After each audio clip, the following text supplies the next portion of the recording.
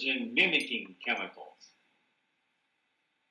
So women are far more affected and infected by the toxicity. So it's realizing if we have all of this, we need to look at how do we cleanse out all the cells, in a sense? How do we cleanse out the entire body? How do we clean it out? And it's just, they've been cleansing for thousands of years, different civilizations, different cultures. And it ends up working. We have to find a balance. You can jump on, say, a keto diet. You can have low calories, high fat. Well, that doesn't work for you if you have diabetes, because insulin cannot get into the muscle cells or the organs to put insulin in there to release the toxicity and everything else because of the fat. So you have to get rid of the fat in the cell to start with. So we just don't realize we have too much sugar in the blood. In the sense of what they found out is type 1 diabetes, type 2, now there's type 3 diabetes. And they're saying that's Alzheimer's. There's a block in the brain that's insulin resistant. We have sugar in the brain. That's what glucose. Okay. That's what helps us. And if you block the balance of insulin, it can't balance the sugar in the brain so you can think well. Well, what happens if you get too much sugar in there and it keeps building and building and building, it starts destroying cells. And that's what's called Alzheimer's. Oh, wow. Okay, that's interesting. Okay. So it's realizing that we have so many chronic diseases, stress, anger, depression, anxiety, and just everything else. Drugs do not work with chronic disease. They work with infectious disease only. We have people, and 90% of the doctor's visits are stress, anxiety, depression. The doctor gives you a pill. They don't work. Right. And they do. You're right. You're making it, again, this is why I find you so interesting, is you make us think a bit differently. Because if someone's not feeling on, we always say, oh, go to the doctor, he'll help you. So then you have to really see what help you're getting when you're there from that. Yes, and it's practicing gratitude every day, every night. You interact with people, with friends. Every time you cross in front of a mirror, you need to stop for a couple of seconds. The first words out of your mouth should say, thank you, thank you, thank you for the life I have, the body I have. No matter where you're at, if you're 50, 60, 300 pounds overweight, you're standing, you're breathing, or you're in a wheelchair. Just be thankful for where you're at. And that's exactly how I think about things as well. We have such gratitude that we woke up today. You know, I remember someone said to me a few years ago, I'd seen her a couple of weeks ago and she had some tough times. And I then said to her, how are you today? And she said, you know, Sarah, I'm 6 foot above ground and not 6 foot under. And that's a good place to be. And it just sat with me. She told me that. Oh, she must have said that to me 10 years ago or more, probably 15 years ago. But just that phrase in that minute was like, it's true. She said, I'm 6 foot above and not 6 foot under, so that's a good place to be. So she was then showing gratitude for her life getting better from the time when I'd spoken to her and things were starting to look up. So we definitely think about that side of things and how that can help with our health by having that gratitude for everything, and how that can help with our good health, our mental well-being as well. You know, everything that we can do that. How do you think each individual person can motivate themselves to want to have better health? Because we're in January. I mean, I try not to make New Year's resolutions. I try and go through the year, and if there's something I need to change today or tomorrow, I change it today or tomorrow, because I've been like that in having an affirmation. I need to change this, right, I want it tomorrow. Sometimes I don't want to wait 6 months till January the 1st. But I know we're at a time of year where people have waited for a New Year's resolution. They go, okay, I'm going to set these goals up for this year. What do you think is the best way to encourage people to kind of stick to them? Because by April, a lot of people have not kept to them. Sometimes the end of January, they've gone. So now, you know, that you're into your, I want to say your late 50s, but I really know your age. But, you know, how do you think you can kind of advise people to stay on that track? What would you say to them? Basically, there's an amazing book. Yes. It's The Magic. I've heard great things about that. I have, yes. By Rhonda Byrne. What it is, it's a 28-day practice of attitude and gratitude. And what I tell people, basically, it's love affair with yourself. Yeah. You loving you. I had an individual, I went to a conference with my wife, and there were a bunch of women speaking. And a woman stood up in the audience. She says, I don't know what to do. I'm a single mom. I have a son that is 6'5" and 380 pounds. Wow. I don't know how to manage him. I don't know what to do with him. And I basically told him, and I said, why don't you teach him to love himself? Yeah. We keep looking for all these big plans and all these goals and this voluminous, and we have so many details, and we got all kinds of pieces of paper all over the place. It starts with how you treat you. It's the action you take when you get up in the morning. In a sense, how you approach food, how you approach everything. In a sense, what are you grateful for? Are you grateful that the food, the clothes, you live indoors, you're not homeless. So when you start appreciating everything starts to change. Now, in the sense of looking at this New Year's challenge or goal and everything else, well, if I start breaking it down, I'm grateful that I'm able to go to the gym. I have a gym. Or I'm grateful that I'm able to go out and walk. Start looking at what you already have, not what you don't have.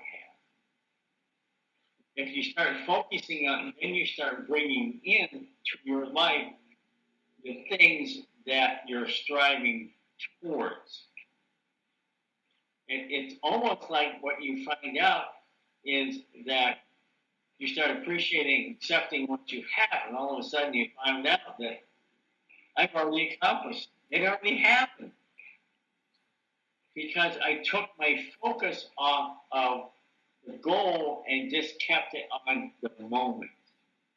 Being present in the moment, and it just naturally occurred, naturally happened. When everybody else around me said it was impossible. You can't do that. You're 250 pounds and you can't lose any weight. You've tried for 20, 30 years. And when you take your focus off that, you realize at the end of 20, 30, 40 days, you've lost 25 pounds. If you show the gratitude, you start, like, I love how you say, creating a love affair with yourself, where you are that main focus. And if you loved yourself, if you treated a loved one like that, they wouldn't find that acceptable. So here you are not treating yourself in that amazing way, and you should. And I mean, I've seen lots of people have amazing transformations in their health, in their fitness. Their mindset has it's come up miles. And in fact, people in their lives that saw the old them are actually not part of their new life, because they haven't accepted that person who's changed and lost the weight and felt more confident and had a clearer mind and spoke louder when they've said things and not shied away in the corner. And a lot of people have had to kind of lose people along the way that haven't supported that journey for them. I've seen lots of those transformations when it's not that people have fallen out of love with people as they've started that love affair with themselves. They've just had more confidence and love. And the people that are used to the old way, they haven't really taken that very well. So I've spoken, when I've done my coaching with people, I've spoken to a lot of people on how they've had to try and move forward without that person, or try and still have that strength to carry on the journey they were doing and not fall to the wayside and say, well, they don't really like me going to the gym, and well, maybe you're there, right, maybe I've lost enough weight by now, but they haven't. They're on such a great train. They need to keep going on with that, because they're still young, or even if they're older, they've still got a life to live. So I see what you're saying. It's so interesting that we've got these pieces of papers everywhere. We're all making lists of bigger and bigger. And it really starts with how we feel, about ourselves and where that comes from. And again, that's why I enjoy your conversation. It's a big thing for me to listen to and listen to how you put things together. It's not about writing a list of goals, because I believe you can reach those goals if you love yourself, because you'd want yourself to excel at things. You'd want to have more. You'd want to dream bigger.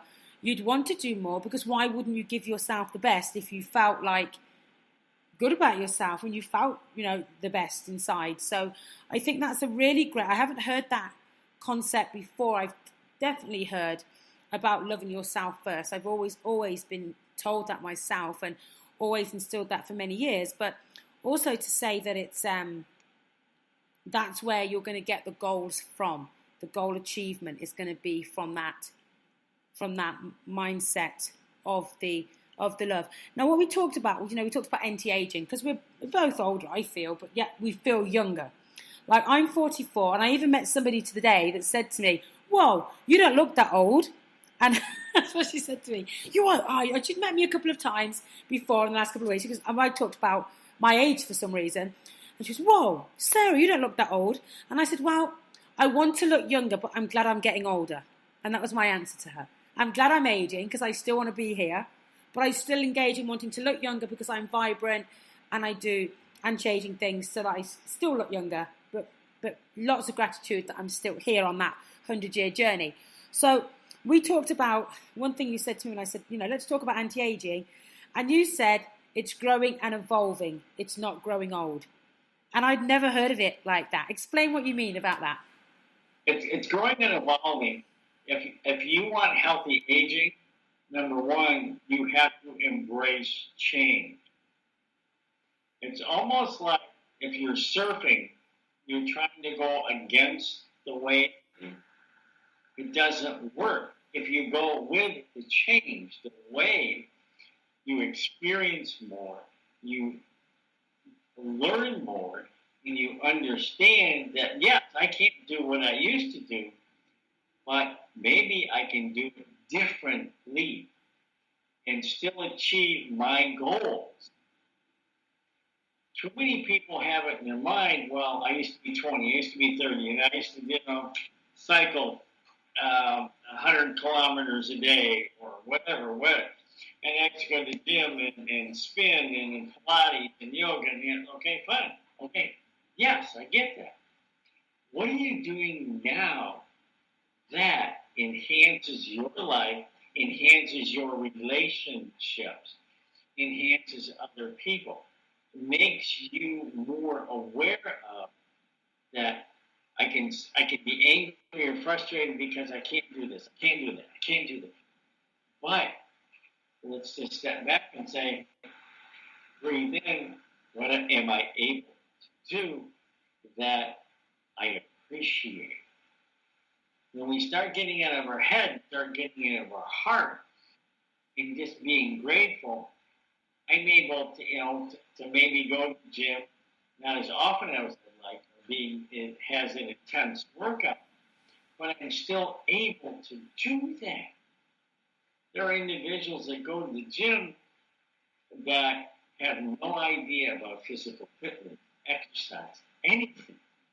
So I start looking at them and I'm thinking, I'm very thankful with the knowledge and the background that I have. Be grateful for what you have, what exists now. Yeah, I find that quite profound and very true, because I am one of the people that say, well, when I was 25, I did this, and when I was 30, I did that. But it's actually quite funny, the quick story I'm going to tell you about sometimes when I do too much in the gym. So I go to the gym, I see everything I want to do, and I do it age 44.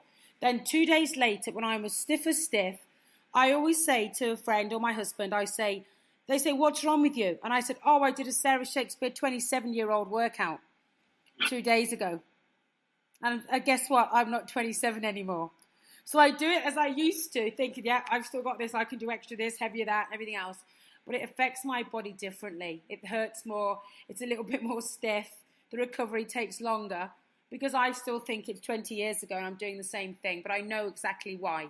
When there's something a little bit off and it's too achy, I go, okay, yeah, I know what I did. I did something I used to do 20 years ago, and that's not what I'm doing today. So I'm still working hard, but differently.